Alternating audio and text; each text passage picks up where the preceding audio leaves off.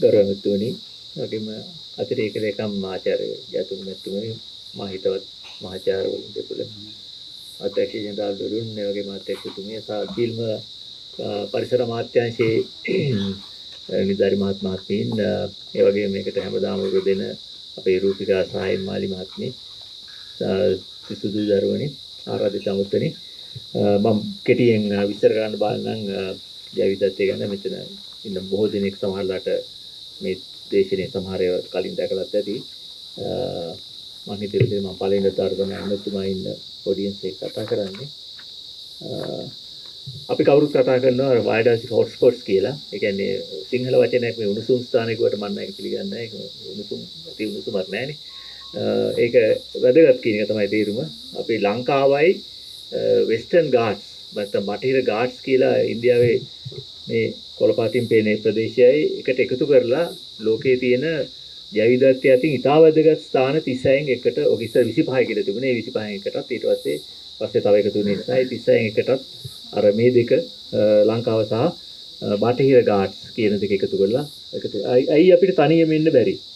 තනියම ඉන්න බැරි මේකට සුසුකම් ලබන්න නම් ඒ කියන්නේ බයෝඩයිවර්සිටි හොට්ස්පොට් එකක් විදිහට සුසුකම් ලබන්න නම් සනාල නැත්නම් වැස්කියුලර් බන්ඩල් සනාල කලාප තියෙන ශාක විශේෂ 1500ක් හෝ වැඩි ප්‍රමාණයක් තියෙනවා.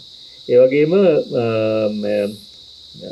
මේ තියෙන වෘක්ෂතාදී නැත්නම් පරිසරයේ 70%ක් විතර අඩු වෙලා තියෙනවා. නැත්නම් විනාශ හායනය වෙලා තියෙනවා.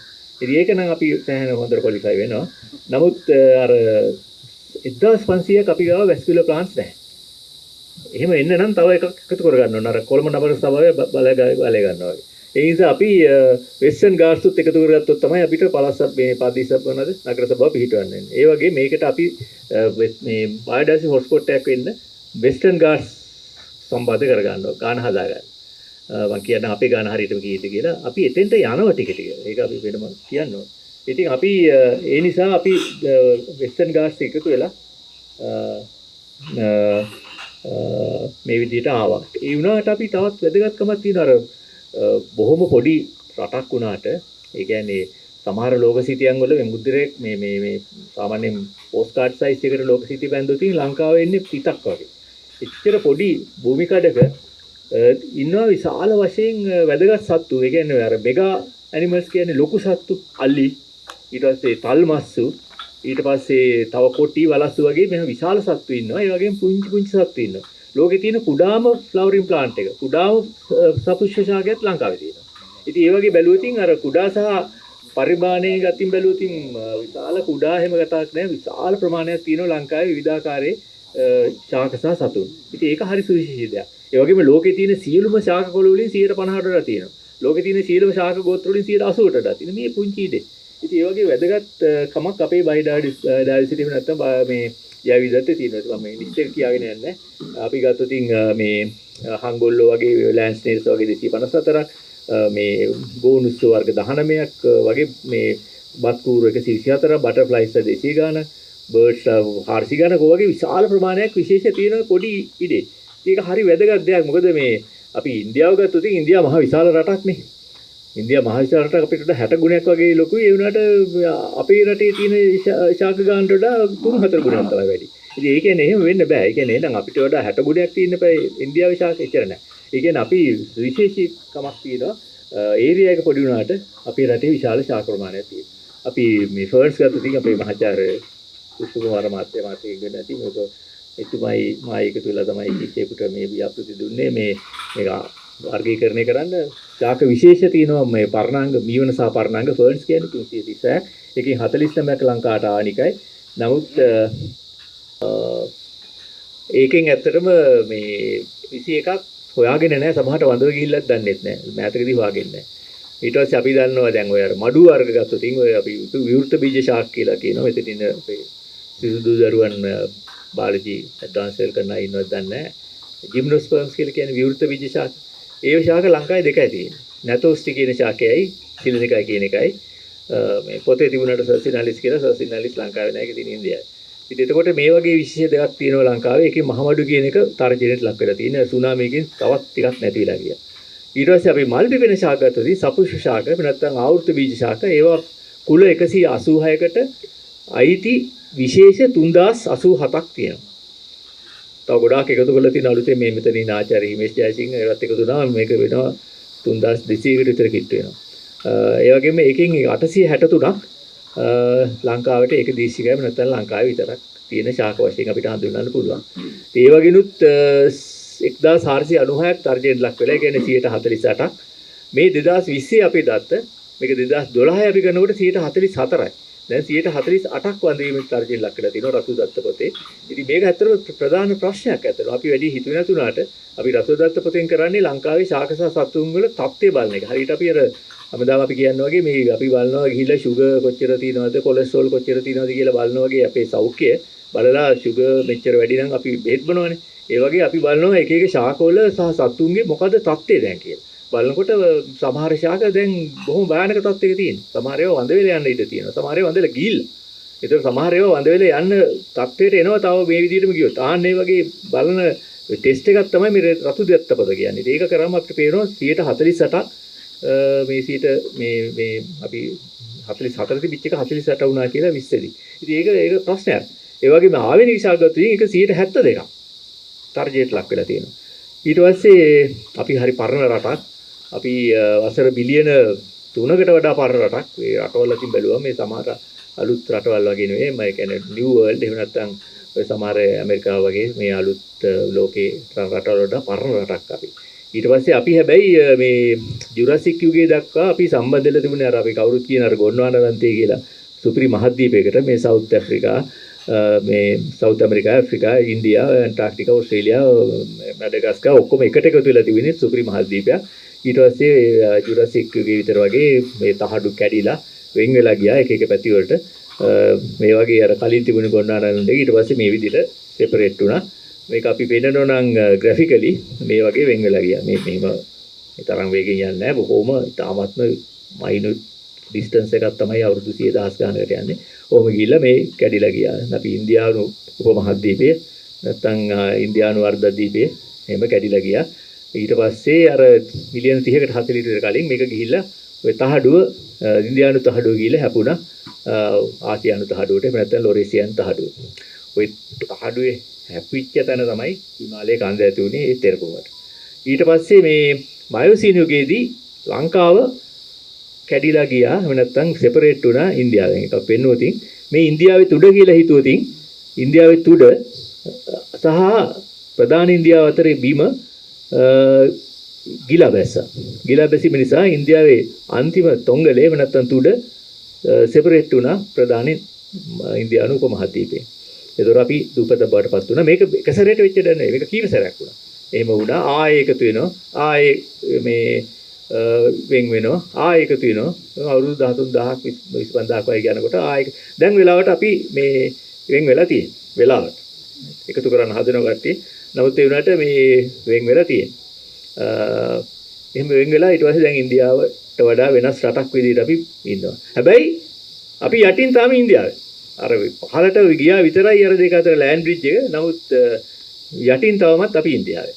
ඉන්දියන් ප්ලේට් එකෙමයි ඉන්නේ. මේ කොන්ටිනරල් ෂෙල්ෆ් එක ගත්තා මේ මෙතනින් චුට්ටක් පල්ලෙහාට බැස්සේ ඉඳ මේ වතුර පිරුණා. නමුත් අපි තාම ඉන්දියන් ප්ලේට් එකේ. ඒ කියන්නේ ඉන්දියාව රිවර්ස් කරොත් අපිත් රිවර්ස් කරනවා. ඒ කියන්නේ අපි තමයි ඉස්සෙල්ලාම රිවර්ස් වෙන්නේ. මොකද හේතුව අපි එකම ප්ලේට් එකේ ඉන්න නිසා ඩෙකන් ප්ලේට් එකේ. ඒ වගේම අර මං කිව්වා මේ ඉන්දියන් ප්ලේට් එක මේ ත්‍රිකෝණාකාර ප්ලේට් එක ගිහිල්ලා අර ආසියාවේ හැපුණා කියලා. ඒක තාමත් වෙනවා. තාමත් මේක හිමින් තෙරපනවා අර ඒෂියන් ප්ලේට් එකට. එහෙම තෙරපනකොට අපි දන්නවා හිතන්න මවා ගන්නකොට තහඩුවක් තවත් තහඩුවකට තත වෙනකොට ඒ තහඩු දෙක තත වෙච්ච තැනනේ අර හිමාලයන් මේ තද වෙනකොට සමහරවිට ක්‍රැක් වෙනවා. අර ඉන්දුනීසියා හරියට තරගේ ඒ පැත්තට ගිහිල්ලා සමහරට ක්‍රැක් වුණාම ඕවස්සෙන් එනවා ලෝදිය ඇවිල්ලා තමයි සුනාමි ඇවිල්ලා මාර විජ්ජුම්බරයක් වුණා 2004 තුන ඔක වෙනවා. ඒ වගේ ප්‍රශ්න තාමත් අපි තෙරපනවා. ඒ විතර නෙවෙයි ඇතුළත් වෙනවා. දැන් අපේ හෝටල් ප්ලේන්ස් අර මේ තිබුණු තැන් වල නේ දැන් තියෙන්නේ. එහෙම ටික ටික එක එක ආනදී මේ දිග බෞද්ධ අපේ බෞද්ධ මහාචාර්යවරයෙකුත් ඉන්නවා මේ එතුමා කියයි මේක අනවරත ක්‍රියාදාමයක් දැනටත් වෙනවා. ඊට පස්සේ ඔය නිසා දැන් අපි අර ගොන්වානලන්තේ එකතු වෙලා හිටියා.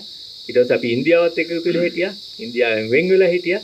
ඒ වෙන් වෙලා හිටියට පස්සේ කාලේ යන නිසා මම පෙන්නුවේ නැහැ. තව වැඩක් වුණා. අර කැවුම වගේ මැද පිපුණා. අපි කැවුම් කම්බනේ. එතකොට අර මැද මෙහෙම එන්නේ කොණ්ඩ කැවුම හැදෙන්නේ. ඒ කියන්නේ මෙහෙම තියෙන ෆ්ලැට් එක නිකන් මැද නිකන් කොණ්ඩේ හැදෙනවා මැද. ඒ වගේ ලංකාවෙත් ඇත්තටම මැද ඉස්සිලා මැද කඳුකරයක් හැදුනා. ඉතින් එතකොට දැන් ඒකත් මේ ෆ්ලැට් ලෑන්ඩ් එකක් නෙමෙයි කඳුකරයක් තියෙනවා. ලංකාවේ ෆ්ලැට් ලෑන්ඩ් එකක් නොවන නිසා සමතල තැනක් නැතුව මැද කඳුකරයක් තියෙන නිසා ලංකාවේ වර්ෂාපතනය වෙනස් වුණා. නිර්ත දිග මෝසම් සුළඟින් සහ ඊසාන දිග මෝසම් සුළඟින් සහ නිර්ත දිග මෝසම් සුළඟින් එන වර්ෂාපතනයේ ඒ හුලං මැදදී ඉස්සෙනවා. මොකද කන්ද නිසා. ඉස්සෙනකොට සීතල වෙලා වහිනවා. ඉතින් ඕක දෙපැත්තට වෙලා තෙත් කලාප, වයිවිලි කලාප, අන්තර්මැදි කලාප වගේ වර්ෂාපතන රටා වෙනස් වුණා. කඳු නිසා එහාට මෙහාට වුණා. මේ සමහර අය වෙන් වුණා, සමහර අය එකතු වුණා. ඉතින් ඒ වගේ දේවල් නිසා ලංකාවේ විවිධාකාරයේ අලුත් විශේෂ ඇති වුණා. විශේෂණය, ස්පීසියේෂන් කියන එක බොහොම සැරෙන් ඇති වුණා ලංකාවේ. එහෙම වෙලා ලංකාවට ආවේනික ශාක ඇති වුණා. නැත්නම් ලංකාවට ආවේනික සත්තු ඇති වුණා. ආවේනික කියලා කියන්නේ ඒ රටේ එහෙම නැත්නම් යම්කිසි භූගෝලීය කලාපයක සම්භවය වුණා කියන්නේ. ඉතින් ඒ විදිහට බැලුවොත් ලංකාවේ වැඩිපුරම සම්භව වෙච්ච ශාක තියෙන්නේ වීලි කලාපේ. 75ක් විතර තෙත් කලාපේ. 75ක් විතර තියෙන තෙත් කලාපේ. ඉතින් ලංකාවේ දේශ ගුණ කලාප වලුත් 70ක් විතර තියෙන මේ වගේ වීලි කලාප වුණාට වීලි කලාපේ තියෙන ආවේනික ශාක බොහොම ටිකයි. ඉතින් දැන් මම පෙන්නන උදාහරණයක් වශයෙන් මෙච්චර රූප වෙනු නැති නිසා මේ එක ආවේනික ගණයක් ඇත්තරම රන්දෝතලු පෞද්ගලික කාලේ ආందోලනට ලක් වුණා. මේක ලංකාවට ආවේනික ගණයක් ආවේනික ශාකයක්. ඒ වගේම මේ සොෆෝරා රුබ්‍රිෆ්ලෝරා කියන එක ආවේනික ශාකයක්. මේක ටිකක් දැන් කලාතුරකින් තමයි හම්බ වෙන්නේ. මේ සතවර්ෂය ඇතුළත තාම හම්බුලා නැහැ වගේ. ඊට පස්සේ මේකත් ඒ වගේ ආවේනික ශාකයක්, අලංකාර ශාකයක්. දැන් මේක ඕනනම් පාවිච්චි කරන්න පුළුවන් මේ අලංකාර ශාකයක් විදිහට. මේක ඒ වගේම ශාකයක්. මේක මේ දවස්වල කතා කරන එකක් මේ මාසයේ වෙසක් මල. මේ මාසයේ මල් පිපෙන ලංකාවට ආවේනික උඩ වැඩියා විශේෂයක්. ඒ වගේම තවත් ලංකාවට ආවේනික අර ලොකු මලක් පිපෙන මිහිරිය, රතු මිහිරිය જાතියක්. ඉතින් මේ වගේ ශාක තියෙනවා ආවේනික ශාක ඉතාමත්ම ලස්සනයි. ඒ වගේම ඉතා වැදගත් වෙන මේ ගතිගුණ තියෙනවා. ඊට පස්සේ අපි ලංකාවේ තියෙන සපුෂ්‍යාකර ව්‍යාප්තිය බැලුවොත් මේ වගේ තමයි පේන්නේ. මේක අපි අධ්‍යයනය කරේ මිට අවුරුදු කිහිපයකට කලින්. ඊට පස්සේ ආවේනික ශාක බැලුවම මේ වගේ විශේෂ ව්‍යාප්තියක් තියෙනවා. ඊට පස්සේ මේ අපි රතු දත්තපත පාවිච්චි මේ විශ්ලේෂණය කරනකොට මේ දත් අරගෙන ඒකේ අපි වාර්තා 84000 ගණනක් පාවිච්චි කරලා ලංකාව 5x5 කිලෝමීටර් ග්‍රීස් 2800 ගණනකට බෙදලා ඒව සලකුණු කරාම අපිට පෙවුණා සමහර තැන්වල වැඩිපුර තියෙනවා සමහර තැන්වල එච්චර නැහැ. මේ කහ පාටෙන් තියෙන තැන්වල එච්චර නැහැ කියන එකයි පෙන්නන්නේ. නමුත් අර නිල් පාටෙන් සහ කොළ පාටෙන් පෙන්නේ වැඩිපුර තියෙනවා. ඒතර ඒ වගේ බැලුවම අපිට පෙවුණා කලාප 9ක් තියෙනවා මේ ආවේනිකත්වයේ වැඩි. ආවේනිකත්වයේ වඩාත්ම වැඩි කලාප 9ක් තෝරගත්තා. ඒක තෙත් කලාප විතරක් නෙවෙයි තියෙන්නේ. අන්න ඒක වැදගත්කම. ඒවා තියෙනවා මධ්‍යම කඳුකරේ, නිරිද්දික තෙත් කලාපේ, උතුරු කඳුකරේ, නැගෙනහිර කඳුකරේ, රීටිගල, දොළු කන්ද, යාල, විල්පත්තු, යාපනය. ඉතින් මෙතෙන් බැලුවම යාල, විල්පත්තු, යාපනය කියලා කියන්නේ වීලි කලාපේ. ඒතකොට ඒ වීලි කලාපේ ආවේනික ශාක තියෙනවා සහ සත්තු ඉන්නවා.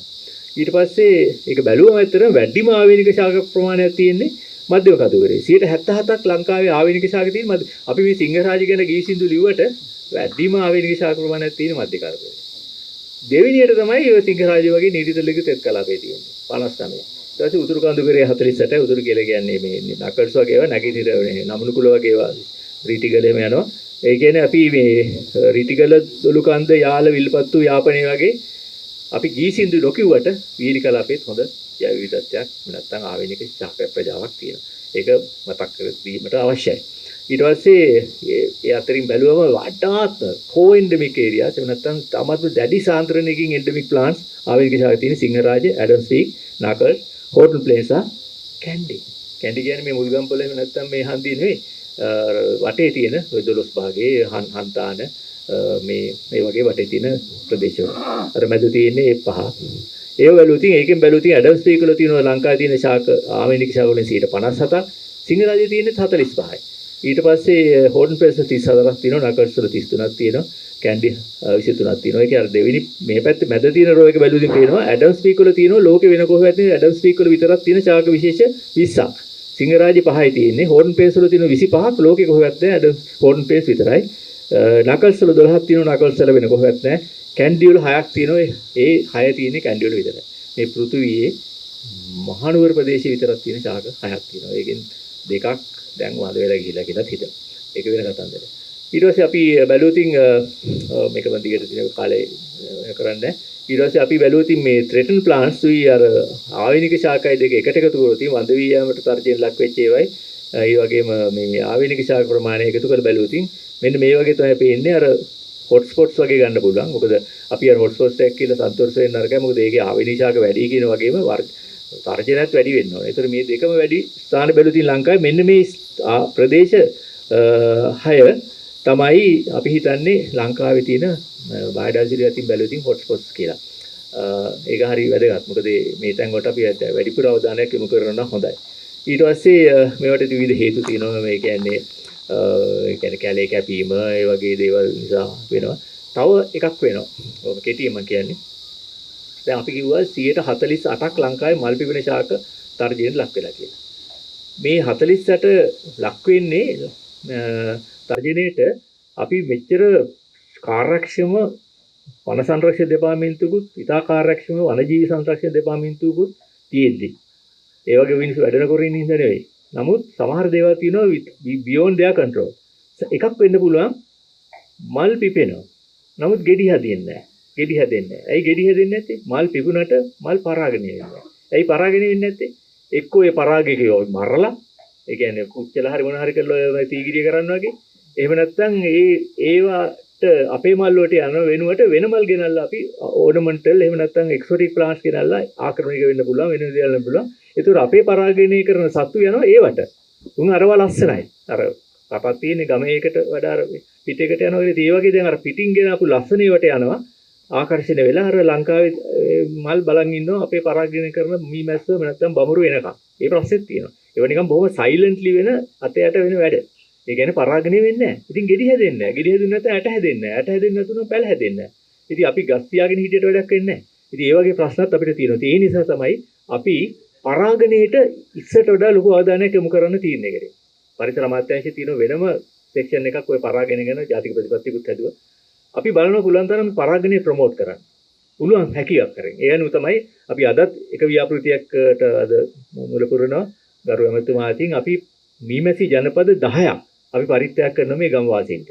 මීමැසි ජනපදයකම කාරණා දෙකක් වෙනවා. එකක් තමයි ඒකෙන් මීපැණි හම්බ කරගෙන ඒකෙන් අම්සි ආදායමක් ගන්න පුළුවන්. අනිත් දේ තමයි මේ ප්‍රදේශයේ පරාගණය කරනවා. අපේ ගෙදර මීමැසි පෙට්ටියක් තියෙන අවුරුදු ගණනාවක් තිස්සේ මම මීපැණි කන්න නෙමෙයි ඒක හදලා තියෙන්නේ. මට ඕන දංගොල්ල පරාගණය කරන්න. දංගොල්ල තියෙන පොල් ගස් එහෙම නැත්නම් දංගොල්ල වට තියෙන වෙන වෙන ගස් පරාගණය කරන්න මගේ මීමැස්සෝ කියලා මට ලොකු ආඩම්බරයක් තියෙනවා. ඉතින් ඒක අපි ලබා දෙනවා. මෙතෙන්දී අපි ගරු ඇමතුමා අතින් ඒක පරිත්‍යාග කරනවා. ඊට පස්සේ අපි බැලුවොත් එන්න අපේ ෆොරස් කව එක අඩු වෙලා තියෙනවා කවුරුත් දන්නවා. ඒකට විවිධ හේතු තියෙනවා. අර මං කලින් කිව්වා වගේ මේ ඊවව්වක් නැතුව ශාක එකතු කරන එක, ආක්‍රමික ශාක, ඊළඟට හියුමන් වයිල්ඩ් ලයිෆ් කන්ට මේ කොන්ෆ්ලික්ට් එක, ඒ වගේම අපි ක්ලයිමේට් චේන්ජ් ප්‍රශ්න තියෙනවා. ඒ වගේ විවිධාකාර ගැටලු තියෙනවා.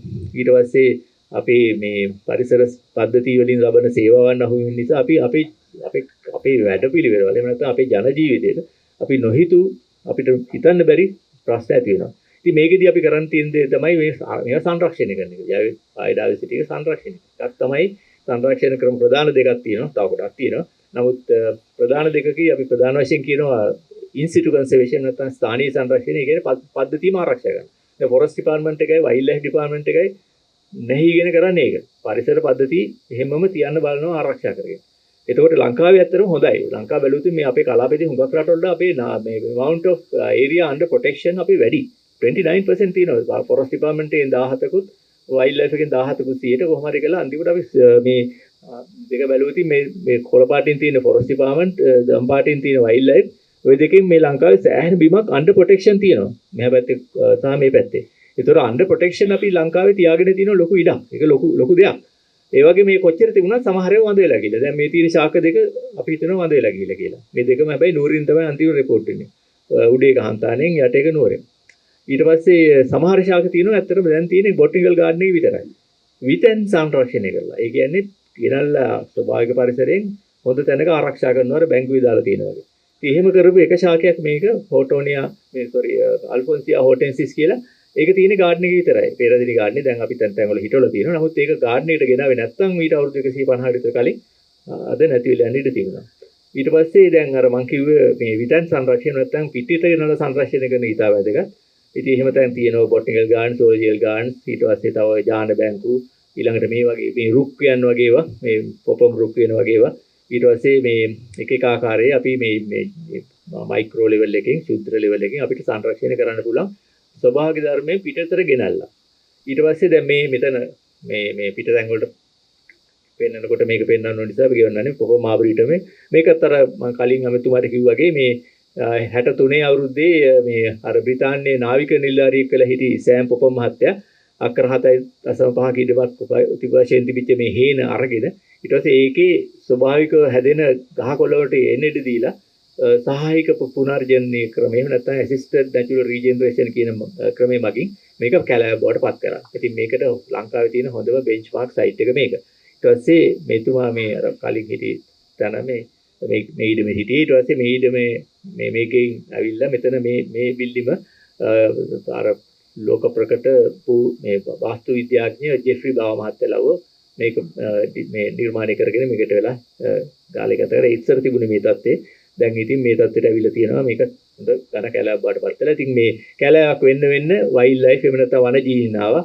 ඊළඟට මේ පුනහ පුළුවන් ඊට පස්සේ කැබැල්ලාව ඊට පස්සේ විවිධාකාරයේ කුරුල්ලෝ සමනලයෝ ඊට පස්සේ බත්කූරෝ තව තවත් මේ මොනවාද ස්පයිඩර්ස් ඒ කියන්නේ මකුළුවෝ ඌරගයෝ ඊළඟට මේ මෂ්රූම්ස් ඒ කියන්නේ හතු වර්ග විවිධාකාර දේවල් වලින්. ඊට පස්සේ අනිත් ක්‍රමයේ තමයි හුඟක් කාට විතන් සංරක්ෂණය මේක අර කීපයක් තියෙනවනේ අර දෙනින්තෝවද කියලා තියෙන මම හිතන හැම මාක්ස්වාදීෙක්ම මාක්ස්වාදී ප්‍රචාරකෙකුත් වෙනවනේ. ඒ වගේ මම බොට්නිස් කෙනෙක්. ඒ තමයි බුද්ධ විද්‍යාන ප්‍රචාර කරන එක නිතැතිම වගේ තියෙන ජානවල බුද්ධ විද්‍යාන කියලා කියන්නේ ඇත්තටම ලිවිං ලැබොරටරි එකක්.